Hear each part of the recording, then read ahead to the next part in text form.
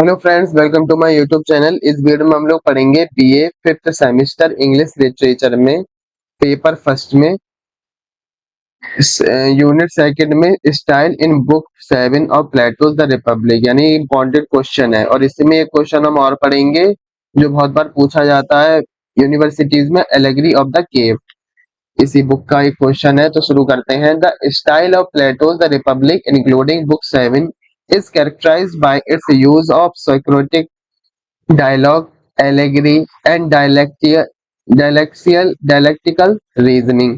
यानी पुस्तक 7 सहित प्लेटो की द रिपब्लिक की शैली सुकराती संवाद, रूपक और द्वंद्वात्मक तर्क के उपयोग की विशेषता है। These stylistic elements work together to engage reader in a thought-provoking exploration of philosophical concepts, encourage critical thinking and foster intellectual inquiry।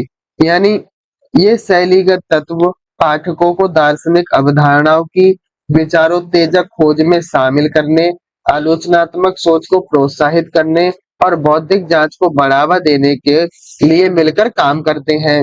Socratic dialogue. अब सोक्रेटिक डायलॉग यानी सुकराती संवाद।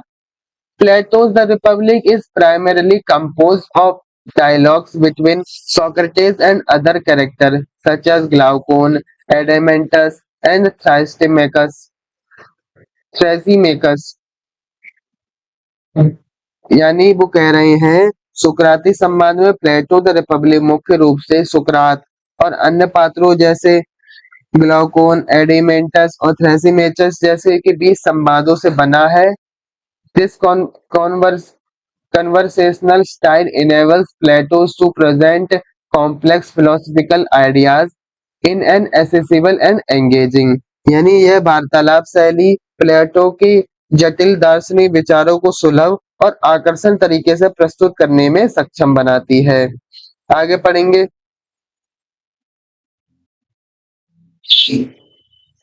Manner inviting readers to participate in the ongoing discussion. और ढंग से पाठकों को चल रही चर्चा में भाग लेने के लिए आमंत्रित करना है।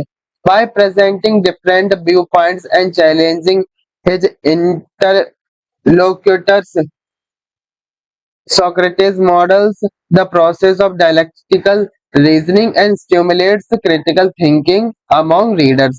यानी विभिन्न दृष्टिकोण प्रस्तुत करके और अपने वार्ताकारों को चुनौती देकर सुकरात द्वंद्वात्मक तर्क की प्रक्रिया को मॉरल बनाते हैं और पाठकों के बीच आलोचनात्मक सोच को उत्तेजित करते हैं। आगे पढ़ेंगे इसमें allegory. The allegory of the cave यानी रूपक in the book 7 is prime example of Plato's skillful use of allegory to convey abstract philosophical ideas. यानी पुस्तक 7 में गुफा का रूपक प्लेटो द्वारा अमूर्त दार्शनिक विचारों को व्यक्त करने के लिए रूपक के कुशल उपयोग का एक प्रमुख उदाहरण है। Through this vivid and imaginative metaphor, Plato illustrates the journey from ignorance to enlightenment and emphasizes the importance of questioning conventional wisdom, seeking truth, and engaging in intellectual pursuits। यानी इस ज्वलंत और कल्पनाशील रूपक के माध्यम से प्लेटो अज्ञानता से ज्ञान अर्जन तक की यात्रा को दर्शाता है और पारंपरिक ज्ञान पर सवाल उठाने, सत्य की खोज करने और बौद्धिक गतिविधियों में साथ या संलग्न होने के महत्व पर जोर देता है। The allegory also serves as commentary on the nature of knowledge, perception, and reality, encouraging readers to reflect on their own beliefs and assumptions। यानी रूपक ज्ञान धारणा वास्तविकता की प्रकृति पर एक टिप्पणी के रूप में भी कार्य करता है, पाठकों को अपनी मान्यताओं और धारणाओं पर विचार करने के लिए प्रोत्साहित करता है। आगे पढ़ेंगे।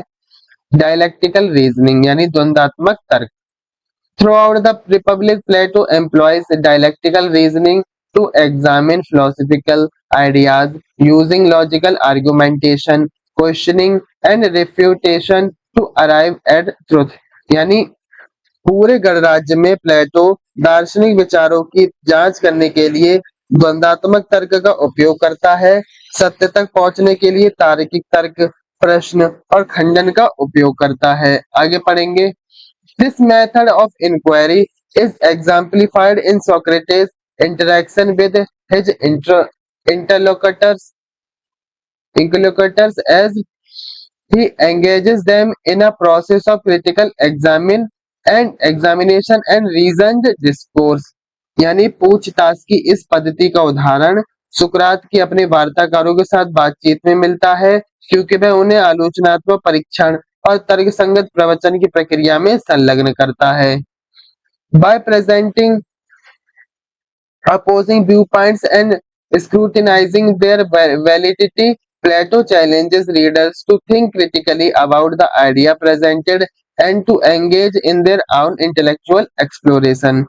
यानी विरोधी दृष्टिकोण प्रस्तुत करके और उनकी वैधता की जांच करके प्लेटो पाठकों को प्रस्तुत विचारों के बारे में गंभीर रूप से सोचने और अपने स्वयं की बौद्धिक अन्वेषण में संलग्न होने की चुनौती देता है। आगे पढ़ेंगे। लेयर्ड स्ट्रक्चर यानी स्तरों की संरचना। Plato's The Republic features a layered structure in which philosophical concepts and themes are explored at multiple levels। यानी प्लेटो के द रिपब्लिक में एक स्तरित संरचना है जिसमें दार्शनिक की अवधारणाओं और विषयों को कई स्तरों पर पता लगाया जाता है। For example, the allegory of the cave can be understood as a metaphor for philosopher's journey to enlightenment as well as a commentary on the nature of reality and perception। यानी उदाहरण के लिए गुफा के रूपक को दार्शनिक की आत्मज्ञान की यात्रा के रूप के साथ साथ वास्तविकता और धारणा की प्रकृति पर एक टिप्पणी के रूप में समझा जा सकता है। This layered structure invites readers to delve deeper into the text, uncovering new insights and connections as they engage with the material। यानी यह स्तरित संरचना पाठकों को पाठ में गहराई से उतरने, सामग्री के साथ जुड़ने पर नई अंतर्दृष्टि और कनेक्शन को उजागर करने के लिए आमंत्रित करती है। आगे पढ़ेंगे। डिडक्टिक अप्रोच यानी उपदेशात्मक दृष्टिकोण। While the Republic is a work of philosophy, it also serves as a pedagogical tool, instructing readers in the process of dialectical reasoning and the pursuit of wisdom। यानी जबकि रिपब्लिक दर्शन का एक कार्य है, यह एक शैक्षणिक उपकरण के रूप में भी कार्य करता है जो पाठकों को द्वंद्वात्मक तर्क और ज्ञान की खोज की प्रक्रिया में निर्देश देता है। Through Socrates' dialogues and the exploration of philosophical concepts, Plato aims to cultivate critical thinking, intellectual curiosity, and a love of wisdom in his readers। यानी खोज की प्रक्रिया में निर्देश देता है। सुकरात के संवादों और दार्शनिक अवधारणाओं की खोज के माध्यम से प्लेटो का लक्ष्य अपने पाठकों में आलोचनात्मक सोच, बौद्धिक जिज्ञासा और ज्ञान के प्रति प्रेम को पैदा करना है। आगे पढ़ेंगे। इन summary the style of Plato's the Republic including book 7 is characterized by its use of Socratic dialogue, allegory and dialectical reasoning which work together to engage reader in a thought-provoking exploration of complex philosophical ideas। यानी संक्षेप में प्लेटो की the Republic की शैली, जिसमें पुस्तक 7वीं शामिल है, सुकराती संवाद, रूपक और द्वंद्वात्मक तर्क के उपयोग की विशेषता है जो पाठकों को जटिल दार्शनिक विचारों की विचारोत्तेजक खोज में संलग्न करने के लिए मिलकर काम करते हैं।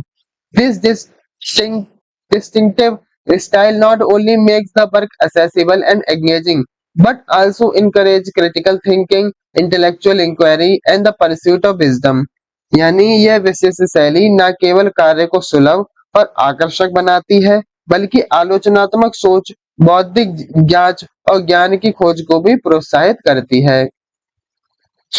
आगे पढ़ेंगे। इसका एक और लॉन्ग क्वेश्चन है जो काफी पूछा जाता है। Use of allegory in Plato's the Republic, यानी इसके में जो रूपक प्रयोग किया गया है वो क्या है। In book 7 of Plato's The Republic, the primary allegory is the allegory of the cave, which serves to illustrate the philosopher's idea about the nature of reality, knowledge and the role of philosophers in society। यानी वो वाला question वहीं समाप्त हो गया, ये नया question है। रूपक का उपयोग प्लेटो की द रिपब्लिक पुस्तक 7 में प्राथमिक रूपक गुफा का रूपक है, जो वास्तविकता की प्रकृति, ज्ञान और दार्शनिक की भूमिका के बारे में दार्शनिक के विचारों को चित्रित करने का कार्य करता है। आगे पढ़ेंगे। An allegory is a narrative or description that has a deeper symbolic meaning beyond its surface appearance. यानी समाज में रूपक एक कथा या वर्णन है जिसकी सतही स्वरूप से परे गहरा प्रतीकात्मक अर्थ होता है। आगे पढ़ेंगे। अब एलेगरी ऑफ द केव क्या है? The allegory of the cave is a metaphorical illustration of the journey of an individual from ignorance to enlightenment. यानी गुफा का रूपक एक व्यक्ति की अज्ञानता से ज्ञान अर्जन तक की यात्रा का एक रूपक चित्रण है। It describes a group of prisoners who have been chained inside a cave for their entire lives with their backs to the entrance. यानी इसमें कैदियों के एक समूह का वर्णन किया गया है जो जीवन भर एक गुफा के अंदर जंजीरों से बंधे रहे हैं और उनकी पीठ प्रवेश द्वार की ओर है। They can only see the shadows of object cast on the cave wall by a fire that was behind them. यानी वे केवल अपने पीछे जल रही आग से गुफा की दीवार पर पड़ी वस्तुओं की छाया देख सकते हैं। These prisoners mistakes the shadows for reality, believing that what they see is the true nature of the world. यानी ये कैदी छाया को वास्तविकता समझने की गलती करते हैं। उनका मानना है कि वे जो देखते हैं वही दुनिया की वास्तविक प्रकृति है। One of the prisoners is freed from his chains and forced to turn around and face the fire. और कैदियों में से एक को उसकी जंजीरों से मुक्त कर दिया गया जाता है और उसे पीछे मुड़कर आगे आग का सामना करने के लिए मजबूर किया जाता है। Initially, the light from the fire is blinding and painful, but as his eyes adjust, he begins to understand that the shadows are mere representation of the object behind him. यानी प्रारंभ में आग से निकलने वाली रोशनी अंधी और दर्दनाक होती है, लेकिन जैसे जैसे उसकी आंखें समायोजित होती हैं, जैसे आंखें सहन कर सकती हैं, उसे समझ में आने लगता है कि छाया उसके पीछे की वस्तुओं का प्रतिनिधित्व मात्र है। Eventually, he is led outside the cave and into the sunlight, which represents the world of forms or ideas. यानी अंततः उसे गुफा के बाहर और सूर्य के प्रकाश में ले जाया जाता है, जो रूपों या विचारों की दुनिया का प्रतिनिधित्व करता है। Here he comes to understand that the world of shadow inside the cave is an illusion, while the world of forms represent true reality.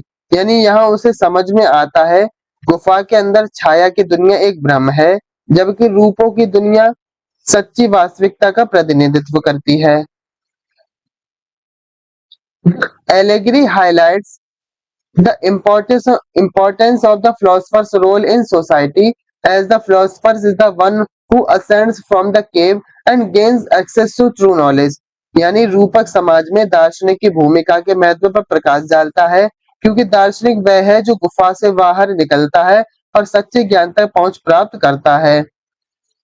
Once enlightened, the philosopher has a responsibility to return to the cave and share this knowledge with those who remain in ignorance, helping them to break free from their chains. यानी एक बार प्रबुद्ध होने के बाद दार्शनिक की जिम्मेदारी है कि वह गुफा में लौट आए और इस ज्ञान को उन लोगों के साथ साझा करें जो अज्ञान में हैं, जिससे उन्हें अपनी जंजीरों से मुक्त होने में मदद मिले।